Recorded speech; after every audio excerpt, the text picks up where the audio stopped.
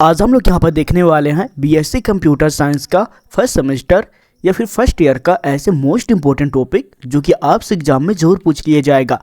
ये आप लोगों का कंप्यूटर फंडामेंटल का रहेगा। अब आप में से बहुत लोग पूछते हैं कि जो कंप्यूटर फंडामेंटल है ये किस किस यूनिवर्सिटी में होंगे। एमपी वाले, यूपी वाले हो गए और सीजी वाले, जितने भी स्टेट है सभी स्टेट में आप लोगों को कंप्यूटर फंडामेंटल पढ़ाया जाता है, क्योंकि मोस्ट इंपॉर्टेंट है। और जो आपका फंडामेंटल है ये आप लोग का एक बेसिक, ये आपका बेसिक चैप्टर है, जहां अगर आपको कंप्यूटर के बारे में पता नहीं होगा आपका कंप्यूटर साइंस लेने का कोई मतलब नहीं होने वाला है, जो कि आपके एग्जाम में भी पूछ लिया जाएगा।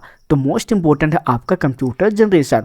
अब आपके यहाँ पर मैं बता दूं, जो आपका जनरेशन है ये आपके लॉन्ग टाइप क्वेश्चन में जरूर पूछ लिया जाएगा, या फिर आप लोगों से शॉर्ट आंसर टाइप क्वेश्चन में जरूर पूछेगा। अगर आपसे लॉन्ग में पूछेगा तो आप लोगों का यहाँ पास 12 से 14 नंबर कहीं नहीं गया। अगर आपसे शॉर्ट में पूछेगा तो आपका यहाँ पास 5 नंबर कहीं नहीं गया। अब आप में से बहुत लोग काफ़ी ज़्यादा परेशान रहते हैं, तो यहाँ पर इसलिए बता दिया। और ये क्वेश्चन आपके सिलेबस में भी दिया गया है। तो जो आपका कंप्यूटर जनरेशन है इसमें आपके 4 जनरेशन होते हैं, जैसे कि आपका फर्स्ट जनरेशन हो गया, सेकेंड जनरेशन हो गया, थर्ड जनरेशन हो गए, इसके बाद फोर्थ जनरेशन। अब आपके बता दूं यहाँ पास एक आपका 5 जनरेशन भी है, लेकिन वो आपका किस में डिपेंड है, वो आप लोगों का एआई पे डिपेंड है। तो आप लोग उससे भी अपने कोडिंग कर सकते हैं, क्योंकि जो कंप्यूटर सब्जेक्ट है आप लोग खुद से भी बनाकर इसे लिख सकते हैं, उससे रिलेटेड जो भी टॉपिक होंगे आप लोग समझकर। लेकिन जो मोस्ट इंपॉर्टेंट है वो आपका फर्स्ट जनरेशन से लेकर फोर्थ जनरेशन तक ये ऐसे टॉपिक है, क्योंकि इससे कंप्यूटर में हमेशा सवाल बनते हैं। तो आइए हम लोग एक एक करके इस सारे जनरेशन को समझते हैं। आगे बढ़ने से पहले यहाँ पास बता दूं, जो आपके जो फर्स्ट जनरेशन था तो कुछ इस तरह के कंप्यूटर यहाँ पास दिखते थे, ताकि आप लोग यहाँ पास इमेजिन कर सको कि कैसे कंप्यूटर थे। तो देखिए, क्योंकि बहुत लोग ऐसे होंगे जो कि रिलेट कर पाएंगे अभी के कंप्यूटर से, लेकिन ये गलत बात है, क्योंकि जो जब आपका पहला कंप्यूटर यानी कि फर्स्ट कंप्यूटर बना था तो कुछ इस तरह यहाँ पर दिखाई देता था। इनके आकार और साइज इतने बड़े होते थे कि एक कमरे में भी यहाँ पर समा नहीं पाते थे। ये क्या है, आपके पूरे कंप्यूटर हैं। तो आप लोग यहाँ पर कंफ्यूज मत होइएगा, आप लोग अपने माइंड सेट में यहाँ पर समझ लीजिए। हम यहाँ पर अच्छी तरीके से सिंपल लैंग्वेज में समझते जाएंगे। देखिए, ये लेक्चर आपका हिंदी और इंग्लिश दोनों में होगा। तो आपका जो पहला जनरेशन है वो आप लोगों का 1940 से 1950 तक यहाँ पर स्टार्ट हुआ था। जो आपका पहली पीढ़ी के कंप्यूटर है जो इलेक्ट्रॉनिक बल्ब यानी कि वैक्यूम ट्यूब का यूज करते थे, उन्हें हम लोग फर्स्ट जनरेशन कहते हैं। जो आपका पहला जनरेशन कंप्यूटर है वो यहाँ पास वैक्यूम ट्यूब से बनाया गया था, जो कि एक इलेक्ट्रॉनिक बल्ब था। जो आपका पहला कंप्यूटर यानी कि पहले जनरेशन जो कंप्यूटर है उसे हम लोग वैक्यूम ट्यूब से बनाए थे। ये आप लोग अपने माइंड में रख लीजिएगा। जो आपका वैक्यूम ट्यूब है ये इलेक्ट्रॉनिक कंपोनेंट थे, यानी कि जो आपका वैक्यूम ट्यूब है ये क्या था, एक इलेक्ट्रॉनिक कंपोनेंट था, यानी कि ये बिजली से चलते थे। इसलिए यहाँ पास मेमोरी में यूज नहीं किया जाता था, क्योंकि वो सूटेबल ही नहीं था, क्योंकि इसका यूज हम लोग कंप्यूटर बनाने में किए थे, ना कि मेमोरी बनाने में। जो यहाँ पास जो आपके बल्ब दिख रहा है यही आपका वैक्यूम ट्यूब है। कुछ यहाँ पर सिस्टम है, ये सारे जो सिस्टम है पूरे वैक्यूम ट्यूब से ही मिलकर बना हुआ है। ये जो वैक्यूम ट्यूब है ये पहले जनरेशन के कंप्यूटर के लिए ही यूज किया जाता है। कोई भी इंफॉर्मेशन है उसको स्टोर करने के लिए, यानी कि अगर हमें कोई भी डाटा अगर इसके अंदर स्टोर करना है के लिए हमें एक मेमोरी चाहिए, और मेमोरी के लिए हमें पहले जनरेशन में प्रोपगेटिंग साउंड वेव टेक्निक का यूज किया गया था। जो आपका प्रोपगेटिंग साउंड वेव टेक्निक है वो किस तरह था, तो यहाँ पर ऐसा समझिए कि अगर आप लोग कोई बंद कमरे में कोई गिटार आप लोग प्ले करेंगे तो क्या होगा, उसका इको या फिर जो आपका वेव है वो वहाँ से बनेगा, यानी कि ध्वनि यहाँ पर बनना स्टार्ट हो जाएगा। आप लोग चिल्लाओगे भी तो उसका जो आवाज़ है वो सिंपली क्या होता है, आपके बंद कमरे में गूंजता है, और वो ऐसे गूंजता है कि आपको डबल डबल यहाँ पर सुनाई देता है। तो सेम इसी टेक्निक को अगर हम लोग ऐसा कर जो आप लोग बोल रहे हो वो एक लूपिंग फॉर्म में हो, यानी कि वो क्या हो, एक लूपिंग फॉर्म में हो, यानी कि वो कंटिन्यू वो गूंजता ही रहे बार बार। बस इसी टेक्निक के यूज करके यहाँ पास मर्करी ट्यूब है उसे यहाँ पर लाया गया। जो आपका मर्करी ट्यूब है इसमें प्रोपगेटिंग साउंड वेव का यूज करने के लिए मर्करी ट्यूब का यूज किया गया, जिसे हम लोग डिले लाइन मेमोरी भी कहते हैं। डिले लाइन मेमोरी यानी कि देखिए, इसमें एक ऐसा सिस्टम बना था कि अगर आप किसके अंदर कोई भी डाटा को क्या करना है, स्टोर कराना है, कोई इंफॉर्मेशन को अगर आप लोग कुछ बोल रहे हैं तो क्या होगा कि सिंपली से वो इको इसके अंदर गया, जाते ही क्या हो गया कि एक मर्करी ट्यूब है फीड हो चुका है। अब ना तो वो बाहर आ पाएगा ना तो बाहर जा पाएगा, वो तभी जा पाएगा जब तक इसमें कोई न्यू डाटा यहाँ पास रिकॉर्ड नहीं किया जा सकता। मरकरी ट्यूब का क्या काम था इसके अंदर, कि कोई भी डाटा इसके अंदर आ जाता था तो सिंपली से इसके अंदर ही रहता था। अब ये जो डाटा है कि हम लोग बार बार इससे हम लोग प्ले करते थे कंप्यूटर में, ऐसे टेक्निक का यूज किया गया था कि यहाँ पर जो है आपका लेफ्ट से राइट और राइट से यहाँ पास लेफ्ट की तरफ डाटा बाउंस हो रहा था, और ना तो वो कभी बाहर जा पा रहा था ना तो बाहर आ पा रहा था, इसलिए वो डाटा जो है स्टोर हो गया था। आप लोग ऐसे समझ सकते हैं, पहला जनरेशन है उसमें स्टोरेज के लिए प्रोपगेटिंग साउंड वेव का यूज किया गया था, यानी ऐसे टेक्निक की यूज किया गया था। और इसको बनाने के लिए एक मरकरी ट्यूब होती है जिसके नाम यहाँ mercury tube daily line memory रखा गया था, यानी कि कोई भी डाटा इसके अंदर स्टोर होते थे तो वो इकोसिस्टम में होता था, और लेकिन स्टोर होने के बाद ना तो ट्यूब से बाहर आता था ना ट्यूब से बाहर जाता था। अब इसके आगे हम लोग और पढ़ेंगे। ये है आपका पहले जनरेशन का एग्जांपल, ये है आपका मार्क 1, ईडीसैक हो गया, यूनिवैक हो गया। तो ये सारे जो कंप्यूटर हैं ये आपके पहले जनरेशन के कंप्यूटर हैं, जो कि आप लोग को यहाँ पर दिख रहे होंगे कि कितने बड़े साइज में है। इसके हम लोग फुल फॉर्म भी जानेंगे, क्योंकि आपके एग्जाम में इनका फुल फॉर्म पूछा जाता है। आपके आता है मार्क 1 जिसका फुल फॉर्म नहीं है, लेकिन यहाँ पर आपके आता है ENIAC, ईडीवैक, फिर यहाँ पर आता है ईडीसैक, इसके बाद फिर यूनिवैक। अब देखिए, इन्हें याद करने के लिए एक टेक्निक भी बताऊंगा, लेकिन इसके सबसे पहले फुल फॉर्म देख लीजिए। ENIAC का फुल फॉर्म है इलेक्ट्रॉनिक न्यूमेरिकल इंटीग्रेटेड कैलकुलेटर। इसके बाद फिर ईडीवैक का है electronic discrete variable automatic computer. फिर ईडीसैक का है electronic delay storage automatic computer. इसके बाद यूनिवैक का है यूनिवर्सल ऑटोमेटिक कंप्यूटर। अब इनमें से आपको जो यहाँ पर दो कंप्यूटर है, मार्क 1 हो गया और यूनिवैक हो गया, आप लोग अपने माइंड में रख लीजिएगा। सबसे ज़्यादा कन्फ्यूजन आता है ENIAC का, ईडीवैक का, ईडीसैक का। तो देखिए, जो इनमें से आप लोग अपने माइंड में ये रखिएगा कि तीन ही ऐसे कंप्यूटर हैं जो कि यहाँ पर इलेक्ट्रॉनिक से स्टार्ट होते हैं। ये पहला आपका इलेक्ट्रॉनिक हो गया, फिर इसके बाद फिर आप लोग लास्ट में जो ऑटोमेटिक कंप्यूटर हो गया, और लास्ट में तीसरा ऑटोमेटिक कंप्यूटर। इन सारे ऑटोमेटिक याद कर लीजिएगा, बस आपको बीच में याद रखना है numerical integrator discrete variable delay storage. बस इन्हें अच्छी तरीके से आप लोग थोड़ा सा समझ लीजिएगा तो ऑटोमेटिक आपका माइंड में फीड हो जाएगा। तो देखिए, आपका जो पहला जनरेशन है उसमें कुछ लिमिट भी यहाँ पर, जैसा कि आपका वैक्यूम ट्यूब हो गया। पहले जनरेशन कंप्यूटर में वैक्यूम ट्यूब को मैन इलेक्ट्रॉनिक कंपोनेंट के रूप में यूज किया जाता था, क्योंकि ये कंप्यूटर बहुत बड़े होते थे, यानी कि साइज प्रॉब्लम। इनके साथ ही जो आपका प्रोसेसिंग स्पीड है वो काफ़ी स्लो भी रहती थी, साथ ही इनकी जो स्टोरेज कैपेसिटी है वो भी यहाँ पर सीमित यानी कि लिमिट रहती थी। तो कुछ ये यहाँ पर लिमिट हो गए। आगे यहाँ पर फिर आपका आता है पावर कंज्यूमिंग का, यानी कि आपको पता है कि इनके साइज काफ़ी ज़्यादा बड़े हैं, तो इसके कारण क्या हो गया कि काफ़ी ज़्यादा इलेक्ट्रिसिटी कंज्यूम भी करेगा और हीट भी जनरेट करेगा। तो ये प्रॉब्लम था। साथ में यहाँ पर आता है लिमिट कंप्यूटिंग कैपेबिलिटीज़ के बारे में। तो इनका जो पावर है आज के मॉडर्न कंप्यूटर के मुकाबले काफ़ी कम और अप्रभावी था, यानी कि इसके जो कंप्यूटिंग पावर है आज के कंप्यूटर्स के मुकाबले वो काफ़ी कम था, यानी कि जो आज के कंप्यूटर में जो हम लोग कुछ भी कर पा रहे हैं पहले के टाइम में हम लोग कुछ भी नहीं किया जा सकता। एक्यूरेट भी यहाँ पास नहीं था, यानी कि जो भी चीज़ यहाँ पास आपको देते थे वो यहाँ पर एक्यूरेट यानी कि सही तरीके से यहाँ पास नहीं देता था। प्रोग्रामिंग लैंग्वेज है वो मशीन लेवल लैंग्वेज में होता था, जिसे समझना और काम करना बहुत मुश्किल था। इनके जो कॉस्ट है यानी कि पैसे हो गए, अब यहाँ पर समझ सकते इनका साइज ही आप लोगों का रूम बराबर है, यानी कि घर बराबर है। तो कैसे कंप्यूटर आप लोग ले सकते हैं, उसका पैसा तो आधा वैसे ही कंप्यूटर के अंदर चल देता। तो इसे कंप्यूटर को बनाना और इसे चलाना ऑपरेट करना यानी बहुत महंगा पड़ता था। हम लोग सेकेंड जनरेशन में आए तो सेकेंड जनरेशन कहाँ से स्टार्ट हो गया, 1955 से 1964 में। तो इनका जो ज़माना था यानी कि जो जनरेशन था वो 1955 से 1964 ही तक था, लेकिन इनमें भी बहुत सारे बदलाव किया गया। सेकेंड जनरेशन में CPU कंपोनेंट के लिए ट्रांजिस्टर यहाँ पर यूज होने लगा था, मैन मेमोरी के लिए फेरिक कोर्स होने लगे थे, सेकेंडरी मेमोरी के लिए मैग्नेटिक डिस्क यूज होने लगा था।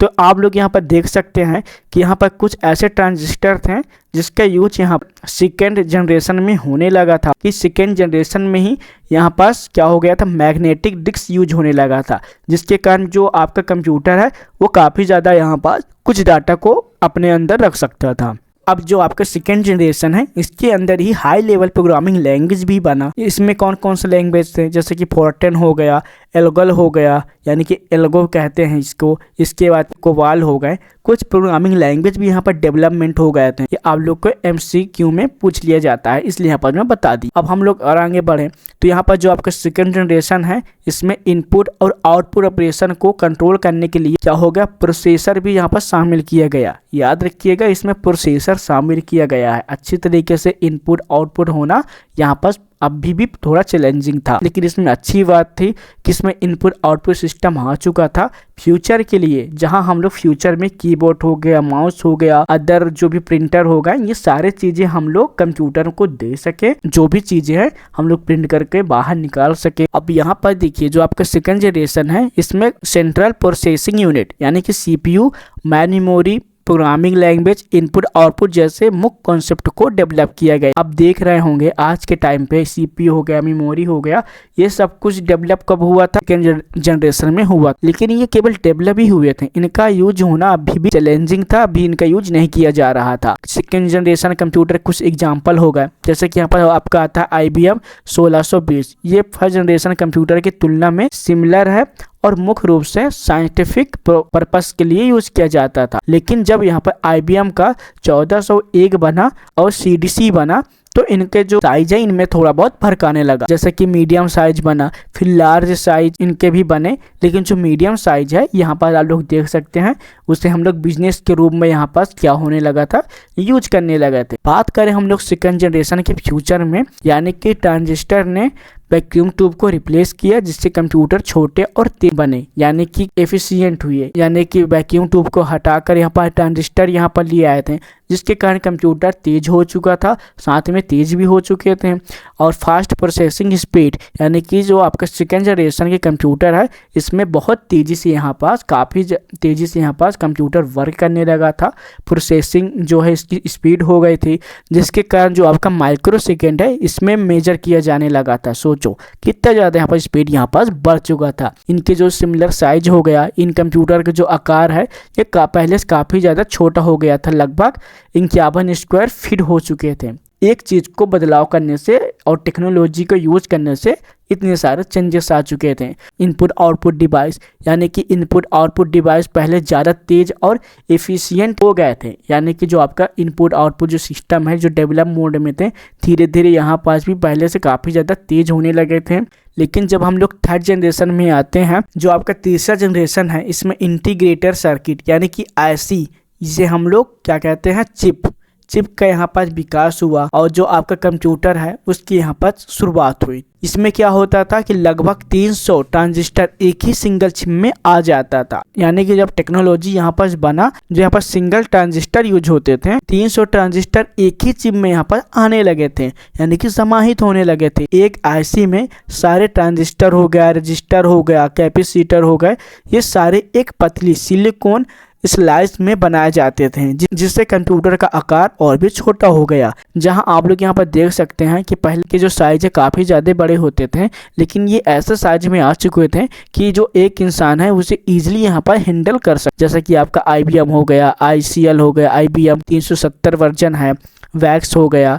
इनमें क्या क्या फ़र्क आया, तो देखिए जो आपका सिमिलर इन साइज, तो आपका जो थर्ड जनरेशन कंप्यूटर है इसके आकार बहुत छोटा था, यानी कि होना ही था, क्योंकि इनमें क्या हो गया था कि इसमें जितने भी ट्रांजिस्टर था वो यहाँ पर एक ऐसे सर्किट में आ चुका था। सिंगल चिप को अगर हम लोग किसी कंप्यूटर को बनाएंगे एक सिंगल चिप लेकर, इनका साइज तो कम होगा ही, साथ में यहाँ पर जो लोअर इन कॉस्ट, यानी कि इनकी जो कॉस्ट है काफ़ी ज़्यादा यहाँ पास कम हो चुके थे, यानी कि सस्ते हो चुके थे। साथ में यहाँ पर large memory and high processing speed, यानी कि इन मेमोरी है काफ़ी ज़्यादा बड़ी हो चुकी थी। साथ और भी टेक्नोलॉजी का विकास हुआ और यहाँ पर और भी ज़्यादा इम्प्रूव हो गया। जहाँ यहाँ पास जो यहाँ पर IC सर्किट था, इंटीग्रेटेड सर्किट था, इसको रिप्लेस कर दिया गया किससे, LSI से, यानी कि लार्ज स्केल इंटीग्रेटर से हम लोग वैज्ञानिकों ने इसको रिप्लेस कर दिया। जो भी कंपोनेंट थे केवल एक ही चिप में, अब यहाँ पर सिंगल ही चिप में आने लगे। इनके जो फ्यूचर क्या क्या थे, इंटीग्रेटर सर्किट यानी कि IC को रिप्लेस करके यहाँ पास, यानी कि इंटीग्रेटर सर्किट ने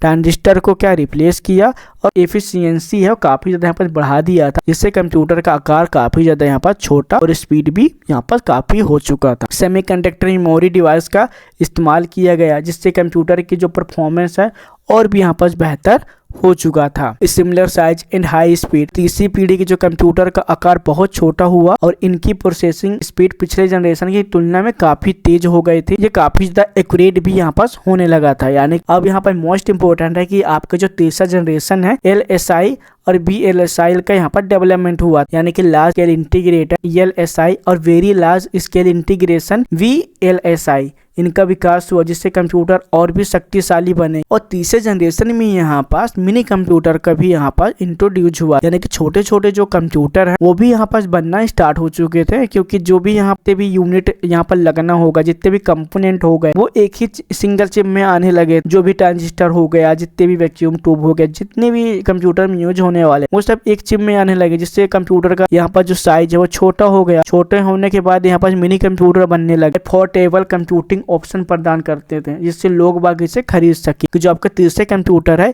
इसमें ही यहाँ पर प्रोग्रामिंग लैंग्वेज के लिए हाई लेवल प्रोग्रामिंग लैंग्वेज जैसे बेसिक का इस्तेमाल किया गया था। फोर्थ जनरेशन कंप्यूटर में, जो कि 1977 से लेकर 1980 के बीच में था, यानी कि चौथी पीढ़ी के कंप्यूटर ने लार्ज स्केल इंटीग्रेटर सर्किट यानी कि LSIC और very large scale integrator circuit यानी कि VLSIS का इस्तेमाल किया। यानी कि पहले यहाँ पर सबसे पहले में large scale integrator circuit use हुआ था, इसके बाद फिर उसको रिप्लेस करके very large scale integrator circuit यहाँ पर बनाया गया, जिसके इस्तेमाल से जो सेंटर प्रोसेसिंग यूनिट है यानी कि CPU है एक सिंगल चिप में यहाँ पर आ चुका था। माइक्रो प्रोसेसर के रूप में यहाँ डेवलपमेंट हो गए, यानी कि माइक्रो प्रोसेसर के रूप में कन्वर्ट हो गया। क्या यूज हुआ था? Large scale integrated circuit. बाद में यहाँ पास very large scale integrated circuit का यूज किया गया।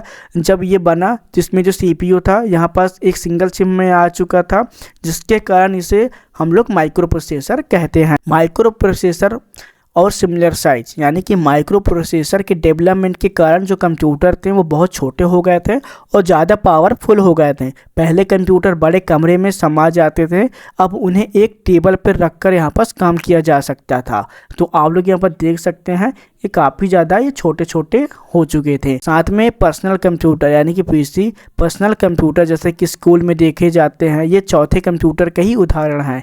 तो याद रख लीजिएगा, जो आपका चौथा कंप्यूटर स्कूल में जो कंप्यूटर रखा गया है ये सारे कंप्यूटर ये फोर्थ जनरेशन कंप्यूटर का ही उदाहरण है। कि जो मैन मेमोरी है, तो मैन मेमोरी में सेमीकंडक्टर चिप का यूज होने लगा मैन मेमोरी में, जिसके कारण की जो कैपेसिटी है वो 4 MB तक यहाँ पास हो गई, यानी कि इसमें भी ये बहुत कुछ डाटा यहाँ पर स्टोर कर लिया जा सकता था। आप लोग यहाँ पर देख रहे होंगे जो यहाँ पर सेमीकंडक्टर है वो अब यहाँ पर चिप में यहाँ पर बदलना स्टार्ट हो चुका था। और सेकेंड मेमोरी के लिए यहाँ पास स्टोरेज के लिए हार्ड डिस्क का भी यूज होने लगा था। साथ में इनके जो इनपुट आउटपुट डिवाइस है इस पीढ़ी में जो कंप्यूटर में इसमें क्या है पूरी तरीके जो इनपुट आउटपुट डिवाइस है वो स्टार्ट हो चुका था। कीबोर्ड हो गया, प्रिंटर हो गया, जैसे डिवाइस का डेवलपमेंट हुआ। आप लोग यहाँ पर देख रहे होंगे डॉट मैट्रिक प्रिंटर, आप लोग कीबोर्ड तो जानते ही होंगे। आपका जो फोर्थ जनरेशन है इसी में ये सारे चीज़ों का डेवलपमेंट यहाँ पर स्टार्ट हो चुका और यूज में भी उन्हें लाया जाने लगा था। साथ में यहाँ पर अब क्या हो गया था, ऑपरेटिंग सिस्टम भी बनना स्टार्ट हो गए थे। इस जनरेशन में जो सबसे ज़्यादा पॉपुलर ऑपरेटिंग सिस्टम था वो है आपका MS-DOS। फोन चलाते हैं वो फ़ोन क्या है, वो भी आप लोग का एक ऑपरेटिंग सिस्टम है। किस ऑपरेटिंग सिस्टम का है? वो है आपका एंड्रॉयड ऑपरेटिंग सिस्टम। तो जो आपका विंडो है वो भी किस ऑपरेटिंग सिस्टम का है? ये विंडो ऑपरेटिंग सिस्टम का है। बात करें प्रोग्रामिंग लैंग्वेज के बारे में, जो आपका फोर्थ प्रोग्रामिंग लैंग्वेज है इसमें ऑब्जेक्ट ओरिएंटेड प्रोग्रामिंग लैंग्वेज जैसा C++ के यहाँ पर विकास हुआ था। हाई स्पीड प्रोसेसिंग के लिए यहाँ जो भी चीज़ें यहाँ पर कंप्यूटर में प्रोसेसिंग किया जाता था वो फुल एक्यूरेट के साथ, यानी कि 100% वो सही यहाँ पर देने लगा था। जो भी चीज़ आप उसको दोगे तो वो पूरे तरीके से एक्यूरेट था, वो पूरे अच्छी तरीके से डाटा आपको देता था। उसमें अगर कोई भी मिस्टेक अगर होता था तो केवल यहाँ पर यूज़र का होने लगा था। सोचो कंप्यूटर इतना ज़्यादा डेवलप हो गया था कि जब यूज़र मिस्टेक करेगा तभी वो मिस्टेक जो आपका कंप्यूटर है उसमें कोई मिस्टेक यहाँ पास नहीं होने लगा था। तो कुछ ऐसे ही टॉपिक हैं आपकी जनरेशन में। तो हम लोगों ने जनरेशन को अच्छी तरीके से यहाँ पर समझ चुके हैं। यह आपका 7th लेक्चर है, तो आपका यूनिट पहला है यहाँ पर आपका अच्छी तरीके से कंप्लीट हो चुका। अब हम लोग सेकेंड यूनिट हम लोग देखेंगे, लेकिन इससे पहले अगर आप लोग मेरे चैनल को सब्सक्राइब नहीं किया है तो प्लीज़ सब्सक्राइब कर लीजिएगा। अगर आपको नोट्स चाहिए तो आप लोग प्लीज़ डिस्क्रिप्शन आप लोग चेक कर लेना, हम आपको प्रोवाइड करा देंगे। तो चलिए मिलते हैं नेक्स्ट वीडियो में, जब तक ले जाएं।